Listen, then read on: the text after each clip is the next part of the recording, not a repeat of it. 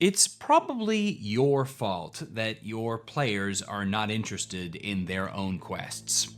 It doesn't matter that you've lovingly crafted a perfect adventure and that following it will bring about their character arc, and no, it's not their fault that they didn't look in the last town where you had placed the hook. Thanks for joining us today. My name's Timothy, and today we're talking about personal quests, why they fall flat, and how we can get our players to feel engaged. The topic is given to us by Nathaniel Thomas. Thank you so much, and thank you to all of our Tank Class supporters who choose what I muse on every week. You should probably join their ranks by clicking the join button down here somewhere. Personal quests in Dungeons & Dragons are honestly more of a modern narrative desire than they were when I started playing D&D back in the 90s somewhere. Essentially, the personal quest is the idea of bringing a true story to a character, where we want that character to start out in its lower stages and progress and change over the course of their life by giving them a personal drive based upon their backstory and narrative and creating that loving story. For a lot of cases, DMs are expected to somehow run a massive world-reaching and impacting plot that's going to carry characters all the way from the lowest levels to the highest tiers, while also simultaneously weaving perfect B-plots for 4 to 6 players into their stories. And that can be a lot of pressure and a lot of challenge. So it's not too surprising that we don't always pull it off.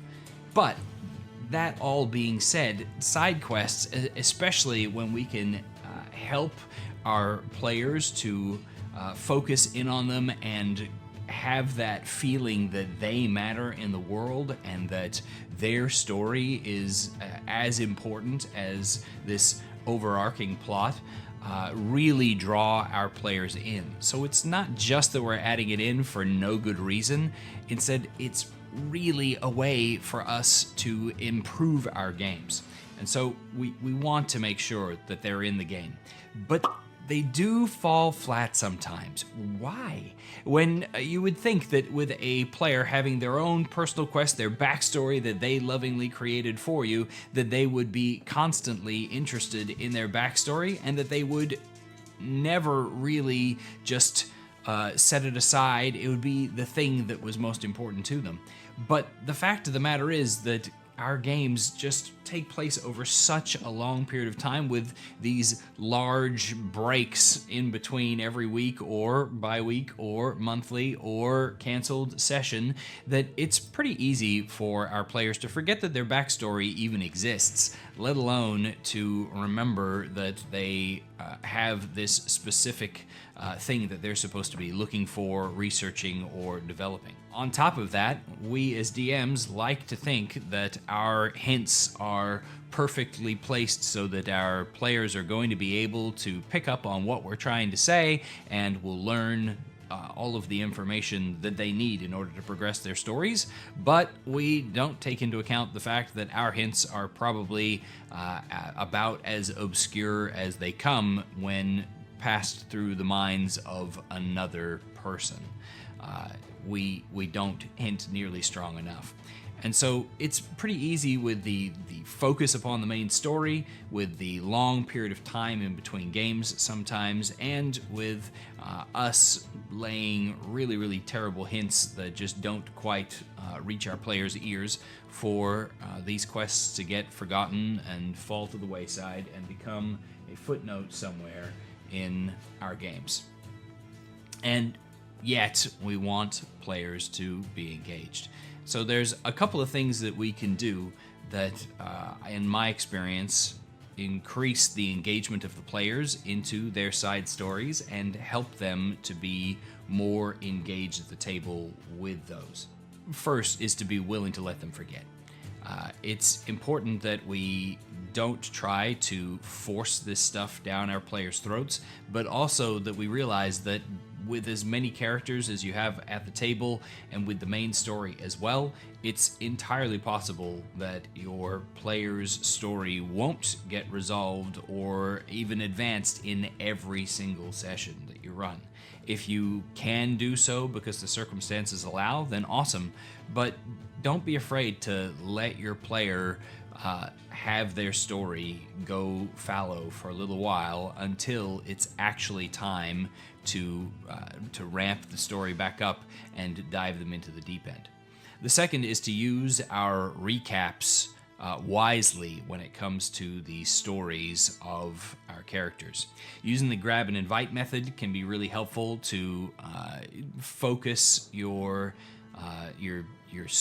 story in the backstory on those points that are most relevant, the R of grab and invite.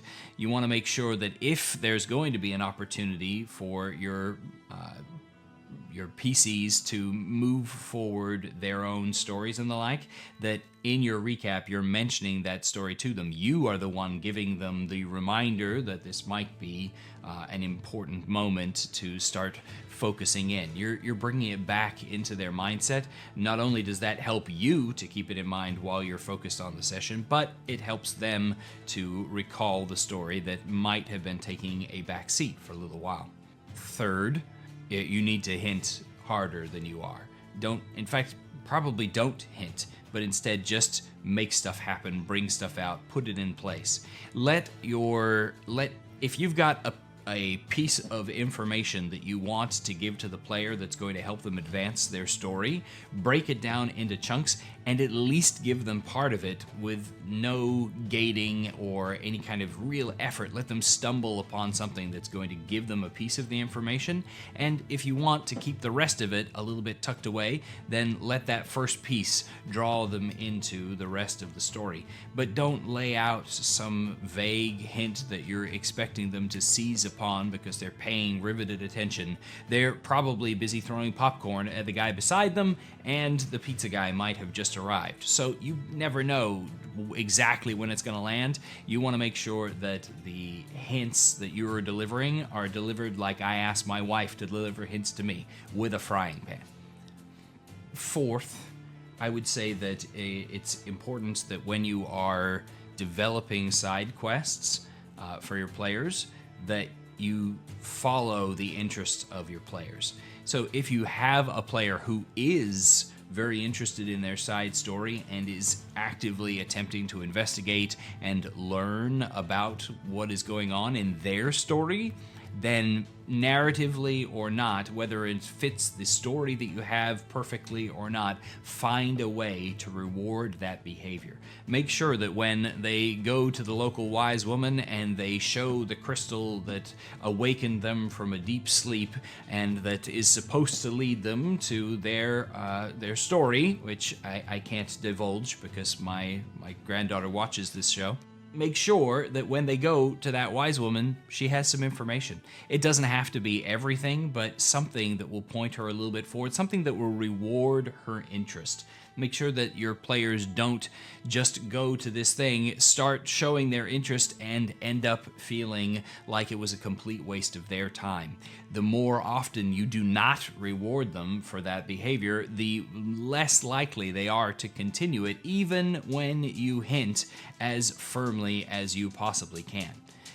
It's important that you reward the behavior that you're seeking, which is one of the reasons why I'm such a big fan of the experience point system, because you need to make sure that there's a cause and effect between actions. So cause and effect here is if they show interest in their story, you find a way to deliver them just a little piece of progress towards that story.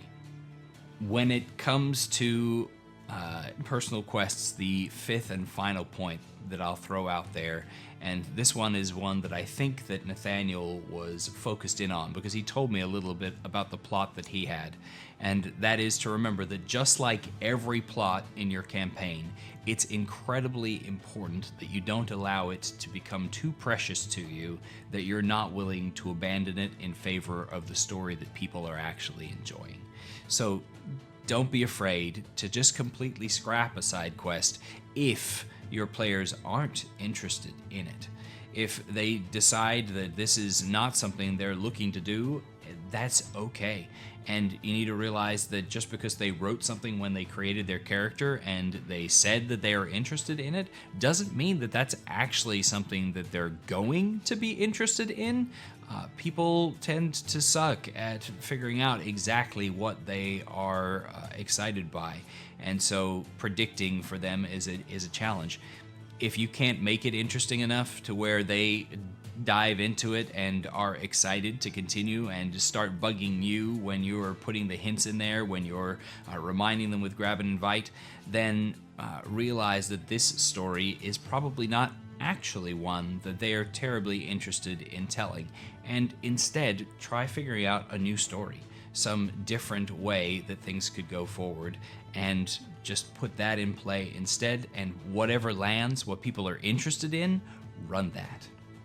Thanks for joining us today. I hope that this was helpful, Nathaniel. And again, everybody who's not a tank class supporter, realize that you can't tell me what to talk about, but you can still make suggestions. So either leave a suggestion in the comment box or go ahead and hit join and help support the channel as we move to improve our editing and our equipment to provide better content for you so that we can all improve our games of Dungeons & Dragons together.